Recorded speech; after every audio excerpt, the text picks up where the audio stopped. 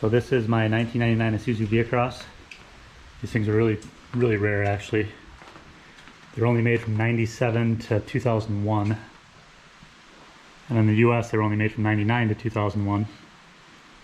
So I think total worldwide there was just under 6,000 made. In the US there was just over 4,000. So to put that in perspective, Tesla makes about 1,000 Model 3s every day.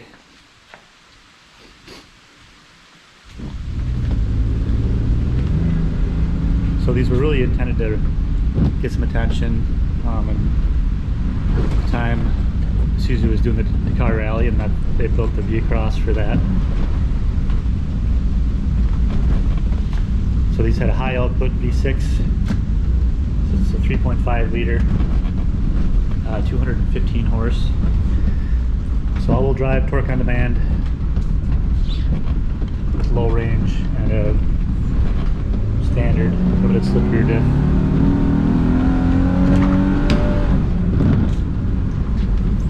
This thing's in fairly rough shape, but it came standard with Recaro seats, which are incredibly comfortable.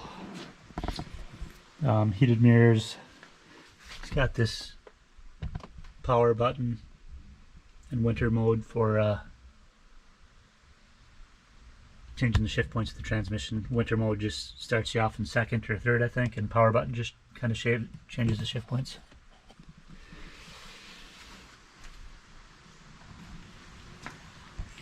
Normally it would have a back seat too, but I use this for camping out in Colorado quite a bit, so I pulled the back seat out just to have some more storage room. Probably can't see this anyways with how dark it is right now. Had a pretty big storm coming in.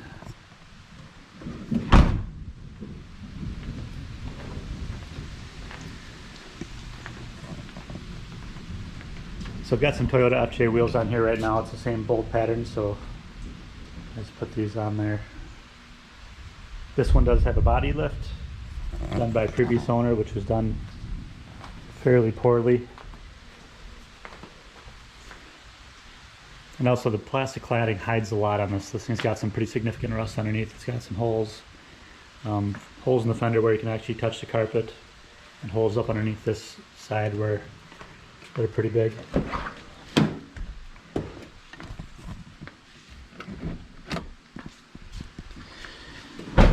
The other thing they did, see if I can pop this hood.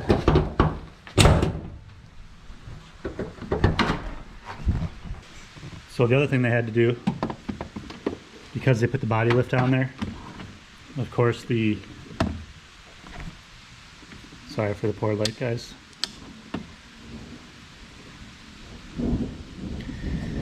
Because they put the body lift on, the motor is of course mounted to the frame, but the radiator is mounted to the body.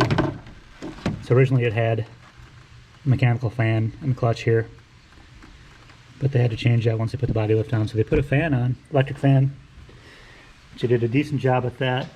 Wired it all up, put a relay in. That's what all this is for.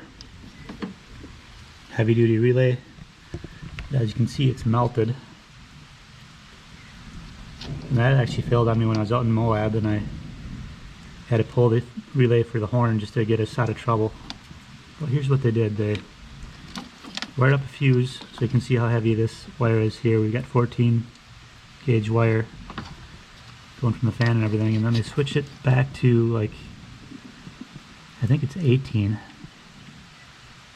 Yeah, it's 18.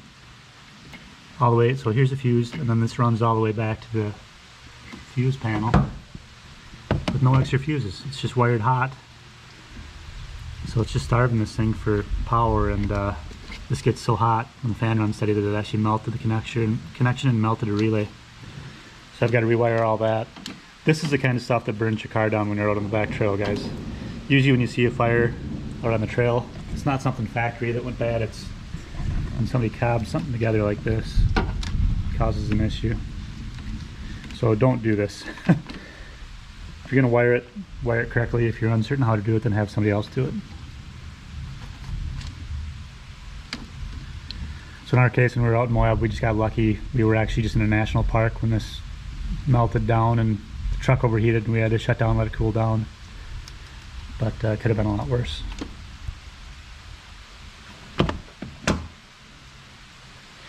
So I got to fix that.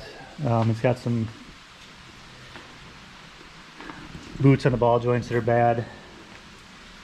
Ripped CVs. The rust. So I'm kind of trying to figure out what I'm going to do with this thing. The Audi is first on the list as far as projects, but I was thinking about taking this winter. I'm going to at least fix a few things on it so it's drivable. It's got a check engine light on right now too, and it hesitates really bad. Another thing I should mention is these things burned a ton of oil. They had a piston ring design problem. So I can drive around town for a couple thousand miles and it hardly uses any, but as soon as I get it on the interstate, I can use up to a quart every 150 miles. And that's just kind of normal with some of these for some reason. There's actually a bulletin out for a while that's said to check your oil every time you gas up. So that's what I do. I run this thing back and forth to Moab from Wisconsin. So Utah to Wisconsin several times, and we just stop every 150 miles and gas up and add a quart of oil. And then once we get out there, we're fine. So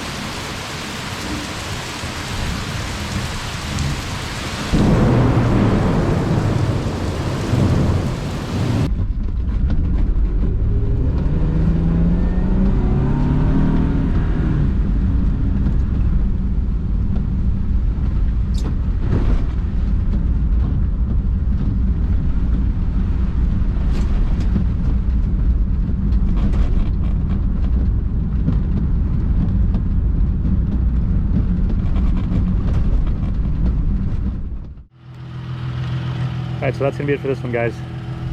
Kind of at a crossroads with this thing. Not sure if I'm going to fix it up and fix all the rust. Maybe throw a set of rings in it. Or if I should just patch it and take it out on another trip someplace. Let me know what you think in the comments down below. Think I should fix it? Just comment fix it. If you think I should just take it out on a trip, just type send it. I'll let you guys make up the decision for me. Anyways, thanks for watching. See you next time.